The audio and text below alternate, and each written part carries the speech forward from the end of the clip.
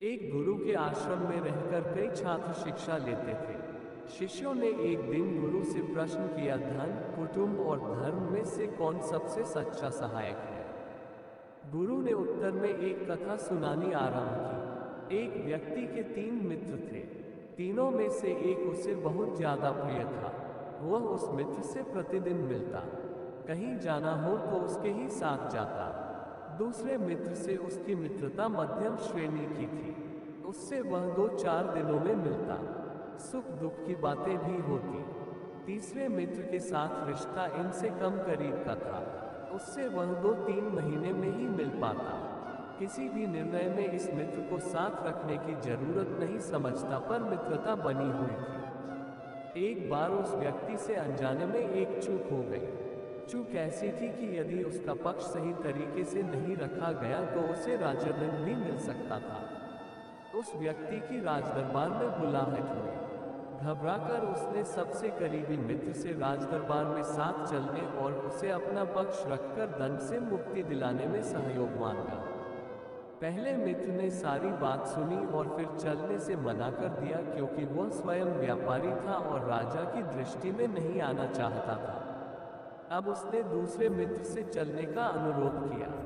दूसरे मित्र ने बात सुनी और व्यस्तता का बहाना बनाकर साथ चलने में असमर्थता जता दी। वह निराश हुआ। फिर उसने तीसरे मित्र से पूछा, हालांकि उससे पहले कभी किसी निर्णय में उसका ध्यान भी नहीं आया था उसे। तीसरा मित्र न केवल साथ चला, बल्कि राजा के सामने अपने मित्र के बचाव के लिए जिरह भी की और दोषमुक्त होने तक उसके साथ बना रहा। कथा सुनाकर गुरु ने कहा, धन वह वस्तु है जो मनुष्य को परम प्रिय है।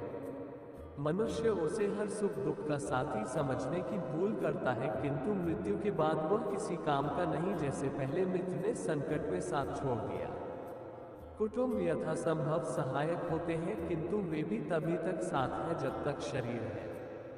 वे सिर्फ इस संसार में आपके कष्टों में काम आ सकते हैं, उसके आगे नहीं, जैसे दूसरे मित्र ने बहाना बना दिया। परंतु एक धर्म ही है जो लोक और परलोक दोनों में काम आता है, हर स्थिति में होने वाली दुर्गति से बचाता है। इसलिए वाणी और आचरण दोनों से धर्म की ही रक्षा करनी चाहिए। यही स्थायी सुख शांति प्रदान कर सकता है। गुरुवार 16 दिसंबर की दोपहर से सूर्य के धनु राशि में प्रवेश के साथ ही खरमास प्रारंभ हो गया। इस पूरे मास में शास्त्रों में क्या करना और क्या नहीं करना चाहिए, इस विषय पर विस्तार से कहा गया है। इस मास को शास्त्रों में गर्भाधान से लेकर प्राण त्यागने तक के लिए भी उचित नहीं माना गया है। भीष्म पितामह ने पूरे 1 मास तक अपने शरीर से रक्त के रिसने की पीड़ा सही, लेकिन प्राण नहीं त्यागा। इस मास से जुड़े बहुत सी ऐसी जरूरी बातें बताएंगे जो आपके लिए जानना जरूरी है। फिलहाल ये जानते हैं कि इसका नाम खर मास क्यों हुआ। खर तो गधे को कहते हैं, फिर वर्ष के इस मास का नाम ऐसा क्यों पड़ा। इसके पीछे की मार्कंडेय पुराण में एक कथा आती है। सूर्यदेव अपने 7 घोड़ों के रथ में बैठकर ब्रह्मांड की परिक्रमा करते हैं। भगवान सूर्य का रथ कहीं भी एक क्षण को रुकता नहीं है, लेकिन सूर्यदेव के 7 घोड़े सारे साल भर दौड़ लगाते लगाते प्यास से तड़पने लगे। भगवान को अपने घोड़ों की दयनीय स्थिति देखकर सूर्यदेव को दया आई। उन्होंने इसका रास्ता निकालने की सोची। उन्होंने सारथी अरुण से कहा कि एक तालाब के निकट कुछ समय के लिए रुक जाओ ताकि 7 घोड़े पानी पी सके। यह आदेश देने के साथ ही उन्हें ये प्रतिज्ञा याद आई कि घोड़े बेशक प्यासे रह जाएं, लेकिन उनकी यात्रा में विराम नहीं लेना है। अगर उन्होंने विराम लिया तो सौरमंडल में अनर्थ हो जाएगा। रथे में जुटे घोड़ों ने जब पानी पीने की बात सुनी तो वे बड़े प्रसन्न हुए। अब सूर्यदेव के सामने अजीब सा धर्म संकट आ खड़ा हुआ। प्रतिज्ञा है कि रुकेंगे नहीं, लेकिन अपनी सेवा में लगे अश्वों को विराम की आस जगा दी है। करे तो क्या करे। सूर्य भगवान ने चारों ओर देखा। उन्हें तालाब के किनारे 2 गधे खड़े नजर आए। उन्होंने तत्काल ही पानी के कुंड के आगे खड़े दोनों गधों को अपने रथ में जुतवाया और आगे बढ़ गए। भगवान के 7 घोड़े तब अपनी प्यास बुझाने के लिए खोल दिए गए। अब स्थिति ये रही कि गधे यानी खर अपनी मंद गति से पूरे पौष मास में ब्रह्मांड की यात्रा करते रहे। गधे घोड़ों का क्या मुकाबला करते। सूर्य का तेज बहुत ही कमजोर होकर धरती पर प्रकट होने लगा। इसी कारण पूरे पौष मास पृथ्वी के उत्तरी गोलार्ध में सूर्य देव का प्रभाव क्षीण हो जाता है और कभी कभार ही उनकी तीखी किरणें धरती पर पड़ती है। खर मास में क्या करे क्या न करे। सूर्य जब धनु राशि पर आते हैं तो खर मास प्रारंभ होता है। बुधवार 16 दिसंबर से खर मास का आरंभ हो गया है, जो 14 जनवरी 2016 गुरुवार तक रहेगा। खर मास में सूर्य धनु राशि में प्रवेश करके मकर संक्रांति तक इसी स्थिति में रहते हैं। सूर्य जब तक धनु राशि में रहते हैं तो इस दौरान मांगलिक कार्य शुभ नहीं माने जाते। इस दौरान सूर्य का तेज कुछ मंद हो जाता है। विवाह के लिए सूर्य एक महत्वपूर्ण कारक ग्रह है, इसलिए खर मास में विवाह आदि कार्य नहीं होते। सूर्य किसी भी राशि पर करीब 1 महीने रहते हैं। 15 जनवरी को सूर्य राशि बदलकर मकर में चले जाएंगे और पुनः तेजो में हो जाएंगे। तब संक्रांति के बाद विवाह आदि मांगलिक कार्य पुनः आरंभ हो जाएंगे। इस माह में ईश्वर प्रार्थना और धर्म आध्यात्म के कार्यों में विशेष रूप से रुचि लेनी चाहिए। खर मास में महामृत्युंजय का जप और नवग्रह शांति संबंधी अनुष्ठान के लिए अत्यधिक शुभ होता है। सूर्य देवता है और बृहस्पति देवताओं के गुरु, इसलिए जब तक सूर्य देव गुरु की राशि में होते हैं तब मंत्र शक्ति का शीघ्र फल मिलता है। शास्त्रों में कई स्थान पर खर मास में नवविवाहिता कन्याओं के लिए पति के साथ संसर्ग की मनाही है, इसलिए इस पूरे महीने के दौरान नवविवाहिताओं को अपने मायके में आकर रहने को कहा गया है। महाभारत के अनुसार खर मास में ही अर्जुन ने भीष्म पितामह को बाणों की शैया पर गिरा दिया था। यह मास प्राण त्यागने के लिए उचित नहीं, इसलिए भीष्म ने इच्छा मृत्यु के वरदान का प्रयोग किया और बाणों से छलनी होकर भी उन्होंने प्राण नहीं त्यागे। कहा जाता है कि खर मास में प्राण त्यागने से जीवन काल के संचित पुण्यों का पूर्ण फल नहीं मिलता। भीष्म पितामह को भय था कि कहीं इस कारण उनका अगला जन्म कष्टप्रद न हो जाए। माघ मास की मकर संक्रांति आई तब उसके शुक्ल पक्ष की एकादशी को भीष्म ने अपने प्राण त्यागे। ऐसा उन्होंने भगवान श्री कृष्ण के परामर्श से किया था। इसलिए भी कहा जाता है कि माघ मास में देह त्यागने वाला स्वर्ग का भागी होता है। यात्रा सभी को करनी होती है। शास्त्रों में यात्रा के 2 प्रकार कहे गए हैं, सामान्य यात्रा एवं विजयपरक यात्रा। आम लोग अपने छोटे बड़े उद्देश्यों की पूर्ति के लिए जो यात्रा करते हैं उसे सामान्य यात्रा कहा जाता है। राजा या सत्ताधारी लोग किसी विशेष उद्देश्य से एक स्थान से दूसरे स्थान तक जो यात्रा करते हैं उसे विजयपरक यात्रा कहा गया है। कभी कभी यात्रा सुखमय बहुत होती है, मन प्रसन्न हो जाता है, तो कभी कभी कोई यात्रा इतनी कष्टदायक हो जाती है कि उसके बारे में यह करके तनाव होने लगता है। आखिर ऐसा क्यों? ज्योतिषशास्त्र में इस विषय में बहुत कुछ गया है। कुछ दिनों पहले मैंने प्रभु शरणम में यात्रा संबंधी शकुन अपशकुन पर शास्त्रों का मत रखा था, जिसे आपने पसंद किया। आज उसी बात को और आगे बढ़ाता हूँ। आज आपके लिए प्रभु शरणम में दिशाशूल या दिक्शूल का प्रसंग है। दिशाशूल यानी किस दिन किस दिशा की यात्रा करने से बचना चाहिए। यदि यात्रा टाली नहीं जा सकती तो कुछ सामान्य उपाय भी बताए गए हैं जिसे करके यात्रा की जा सकती है।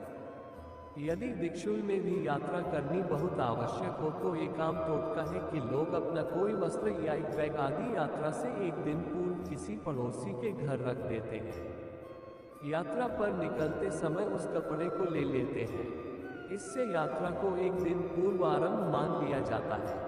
दिक्शूल की यात्रा में जो उपाय कहे गए हैं उन्हें कर लेना चाहिए। साथ ही अपने इष्ट देवता, कुल देवता और गुरु का स्मरण पूजन कर लेने से यात्रा विघ्नों का नाश होता है। किस दिन होता है, किस दिशा में दिक्शूल और क्या है उपाय? पूर्व दिशा। सोमवार और शनिवार को पूर्व दिशा की यात्रा करने से यथासंभव बचना चाहिए।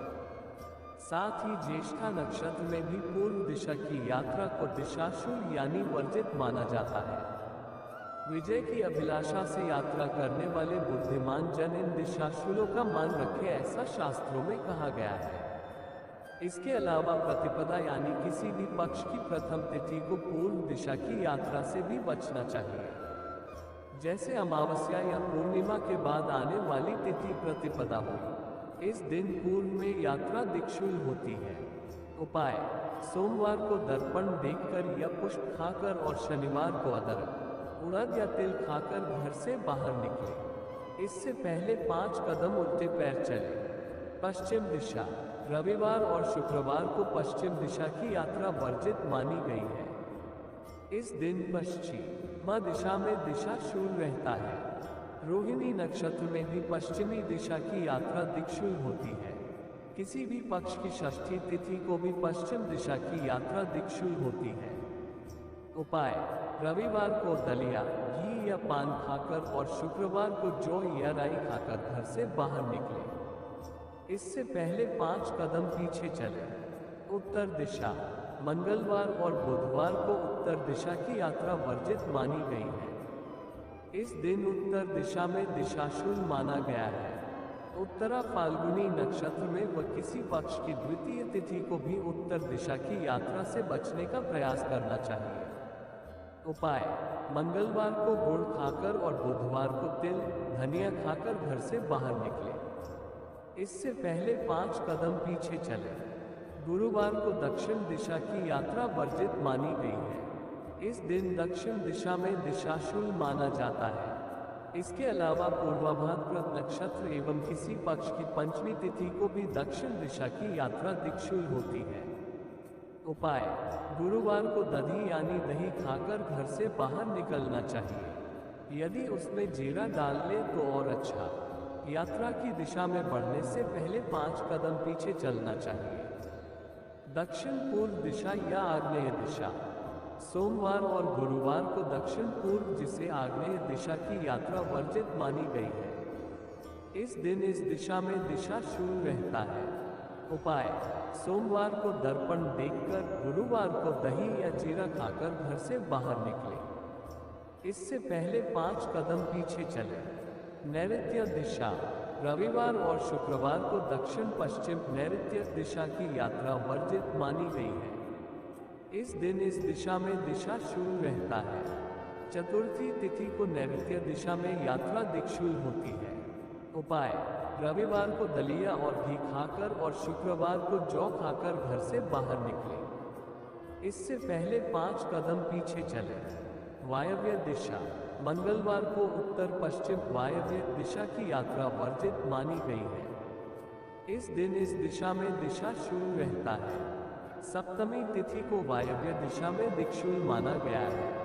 उपाय: मंगलवार को गुड़ खाकर घर से बाहर निकले। इससे पहले 5 कदम पीछे चले। ईशान दिशा: बुधवार और शनिवार को उत्तर पूर्व ईशान दिशा की यात्रा वर्जित मानी गई है। इस दिन इस दिशा में दिशाशूल रहता है। उपाय: बुधवार को तिल या धनिया खाकर और शनिवार को अदरक, उड़द की दाल या तिल खाकर घर से बाहर निकले। इससे पहले 5 कदम पीछे चले। नोट: नासिका का जो स्वर चलता हो उसी तरफ का पैर आगे बढ़ाकर यात्रा शुरू करनी चाहिए। वाम नासिका में चंद्र स्वर, दक्षिण नासिका में सूर्य स्वर चलता है। अतः यदि यात्रा के समय वाम स्वर चल रहा है तो पहले बायां पैर आगे रखें। यदि सूर्य स्वर चल रहा हो तो दायां पैर पहले आगे रखें। कदम बढ़ाने से पहले 5 कदम उल्टे पीछे चले। दिशाशूल पीठ का व बायां लेना ठीक रहता है। सम्मुख और दाहिना वर्जित रहता है। यात्रा में चंद्रमा के वास का प्रसंग जरूर विचार लेना चाहिए। जिस दिशा में यात्रा करनी है, यदि चंद्रमा उसी दिशा में या दाहिने हो तो यात्रा शुभ मानी जाती है। यदि चंद्रमा पीछे या बाएं हो तो यात्रा के शुभ फलदायी होने में संदेह होता है। कल श्री राम सीता विवाह है। बड़ा शुभ दिन है। इस विषय पर आपको बताएंगे कई जरूरी बात।